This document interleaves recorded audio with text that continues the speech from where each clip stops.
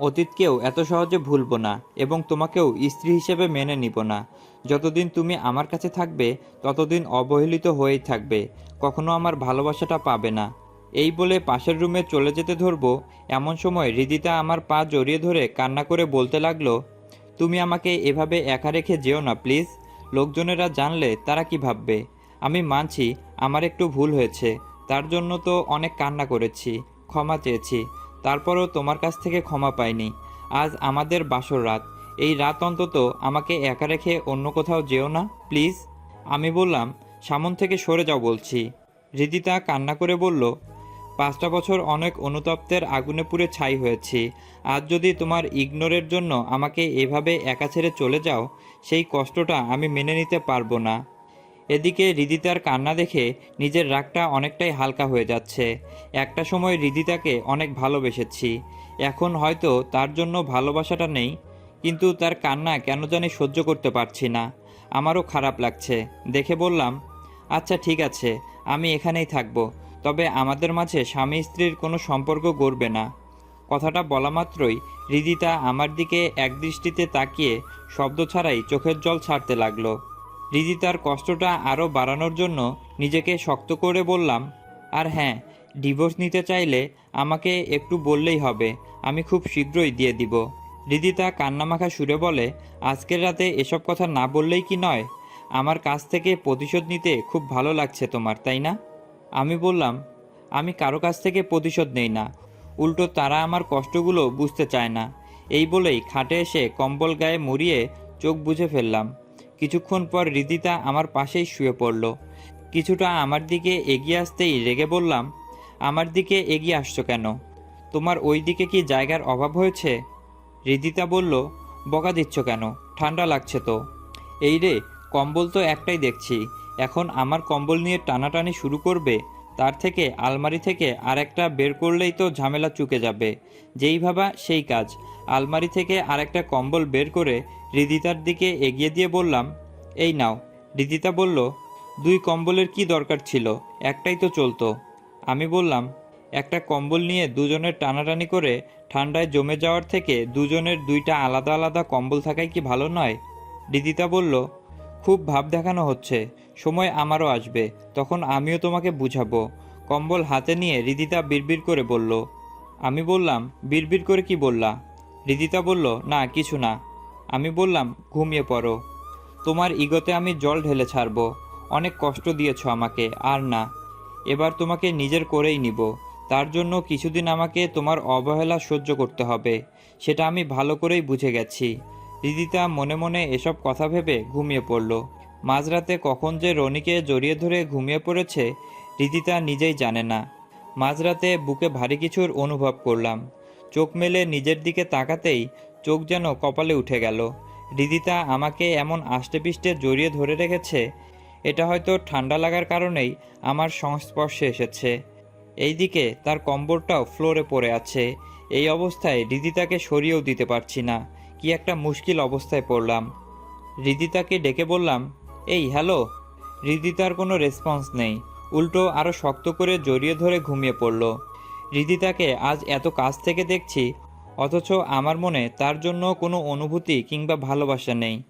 আগে কতই না হৃদিতার পিছনে পড়ে থেকেছি, তার কোনো হিসাব নেই। খুব ভালোবাসতাম হৃদিতাকে। সেই ভালো লাগার মানুষটা যে আমাকে এইভাবে সবার সামনে ভুল বুঝে ছোট করবে, সেটা ভাবা যায় না। এত কিছুর পরেও হৃদিতা আমাকে বিয়ে করতে বাধ্য করলো। ও হয়তো ভেবেছে তার সুখটা আমার কাছেই নিহিত। এত সহজে তাকে আমি মেনে নিব না। মনের মাঝে একরাশ রাগ অভিমান নিয়ে হৃদিতাকে ঝাঁকিয়ে গর্জন দিয়ে বললাম, এই হ্যালো। হৃদিতা আমার গর্জন শুনে ঘুম থেকে তড়িঘড়ি করে উঠে বলল, আমি কি এমন অপরাধ করলাম যে আমার কাঁচা ঘুমটা ভাঙালে? আমাকে এরকম আষ্টেপৃষ্টে জড়িয়ে ধরে রেখেছিলে কেন? অন্য কাউকে তো আর জড়িয়ে ধরিনি, আমি আমার স্বামীকেই জড়িয়ে ধরেছি। এতে অপরাধের কি আছে হুম? কিসের স্বামী? আমি তোমাকে স্ত্রী হিসেবে মেনেই নেইনি, তাহলে আমার সঙ্গে বিছানায় থাকছো কেন? দুষ্টুমি করে বলে ফেলল হৃদিতা। আমি থাকতে চেয়েছি কই, তুমি তো আমাকে থাকতে বললে। আমি থাকতে বললাম দেখে থাকতে পারছো, কিন্তু আমাকে মেনে নিতে বলছি সেটা কেন পারছো না? এর উত্তরটা তুমি ভালো করেই জানো। আর হ্যাঁ, তোমার সঙ্গে এক বিছানায় থাকাটা আমার ভুলই হয়েছে, যাকে স্ত্রী হিসেবেই মেনে নেয়নি তার সঙ্গে এক বিছানায় থাকাটা অন্যায়। আমি বরং পাশের রুমেই থাকব। এই বলেই বিছানা ত্যাগ করব। রিদিতা আমার সামনে দাঁড়িয়ে বলল, কেন আমার সঙ্গে এমন করছো? মানুষ মাত্রই তো ভুল করে। আমার জায়গায় অন্য কেউ হলেও সেও এই একই কাজই করত। এখন অতীতের কথা ভেবে কেন আমাকে কষ্ট দিচ্ছ বলো তো? আমি বললাম, সামন থেকে সরে যাও বলছি। না, সরবো না, তুমি এখানেই থাকবে। আমি বলছি, এখানে থাকবো না তো থাকবো না।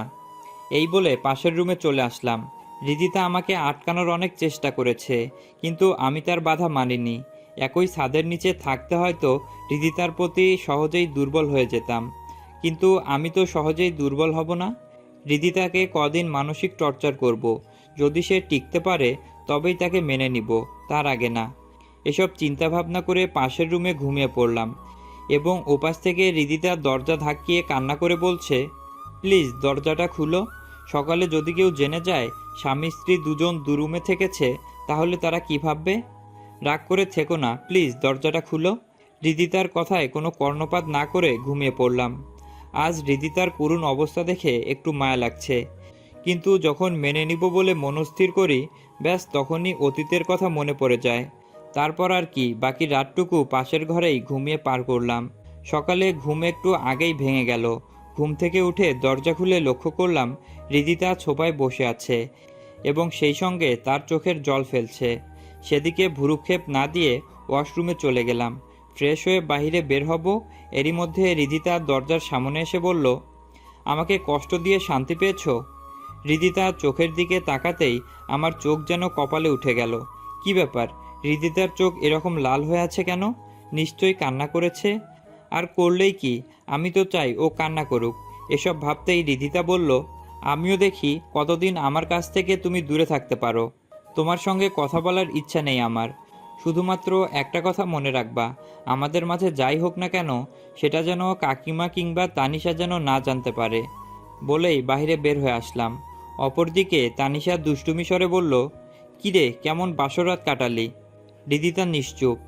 রিদিতার নিশ্চুপ থাকা দেখে তানিশা কিছুটা আঁচ করতে পেরে বলে উঠল, রিদিতা, তোদের মাঝে ঝগড়া হয়েছে কি?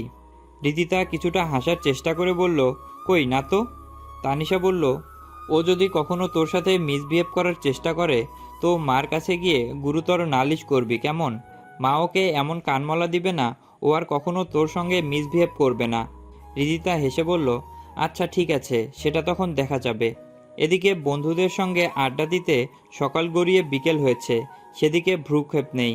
ক্ষুধা লাগায় বাড়ির যাওয়ার কথা মনে পড়ে গেল। যেই ভাবা সেই কাজ। দরজায় আসা মাত্রই কাকিমা রেগে বলল, এইখানেই দাঁড়া, এক পাও সামনের দিকে বাড়াবি না। এই রে, সেরেছে। রিদিতা কি তাহলে কাকিমার কাছে সব বলে ফেলেছে? এর জন্যই হয়তো কাকিমা রেগে আছে।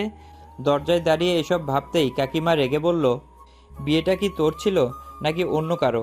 সকালে যে কাউকে কিছু না বলে চলে গেলি, আর কোথায় গিয়েছিস সেটা কি কাউকে বলে গিয়েছিস?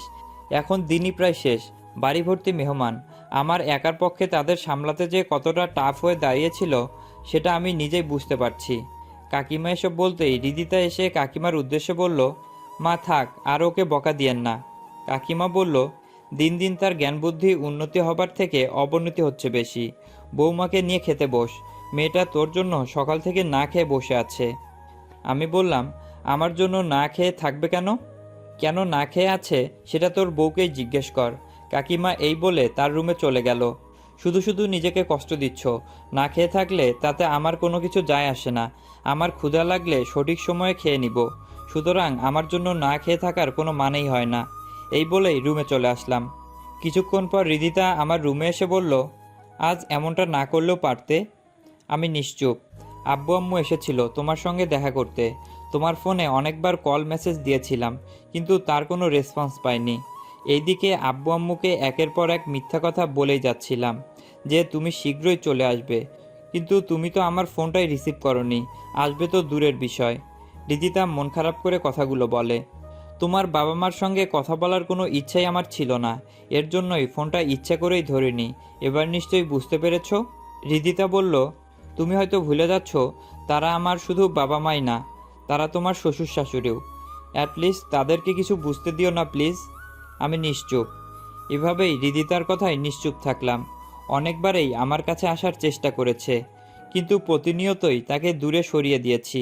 সারাদিন অফিস থেকে বাড়িতে ফিরতাম অনেক রাত করে, সেটা অবশ্য নিজ ইচ্ছায় দেরিতে ফিরতাম। কাকিমা তানিশা ঘুমিয়ে পড়লেও হৃদিতা ঠিক রাত জেগে অপেক্ষা করত কখন বাড়িতে ফিরব। এভাবে কেটে গেল 2 মাস। এখনও হৃদিতাকে স্ত্রীর মর্যাদা দেয়নি। একদিন রাতে অফিসের কাজ সেরে বাসায় ফিরছি, হঠাৎ লিজান ফোন দিয়ে বলল, দোস্ত, যেখানেই থাকিস না কেন আমাদের বাসায় চলে আয়, পার্টি আছে। আমি বললাম, কিসের পার্টি?